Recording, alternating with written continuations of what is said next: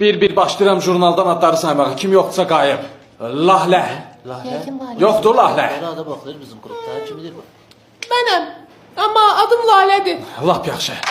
Sən indi zorsan da güya. Məni səhv çıxartdığıma görə qayıb yazıram sənə. Bəxtixiyar.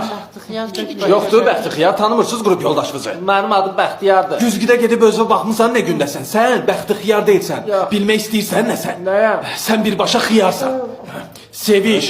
Hə, gəlməyib dərsə Seviş. Özdə Sevişin axırıncı bir qaybı qalıb. Bunu da yazsam vızqırtdı bu semestr. Mən. Ay bıçaq! Görsən bayaqdan sənin adını çəkirəm, bilə-bilə cavab vermirsən. Mənim adım Seviş deyil. Mənim gözümün ikisi birdən aydın. Əmdıl. Hə, yoxdur. Hardadır bu əmdıl? Gəlməyib dərsə.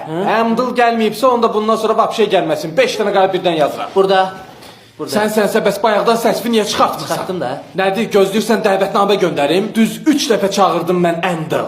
Çünki mənim adım Əbdüldür. Ay sənin üzümün nuru! Mənlə məzələndiyivə görə birbaşa gedirsən Qəzənfər müəllimin otağına, orada öz xoşunla ərzəvi yazırsan, vızqırdırsan mənim qrupumla. Onun adı Qəzənfərdadır. Zor eləyirəm, mən Qəzənfər deyirəm, davay dur bas bari otaqda, bir də mənim dərsimə girmə. Göt satır, bir də məndə səhv tutun. Nigar buradadır. Buradadır. Ay sağ ol.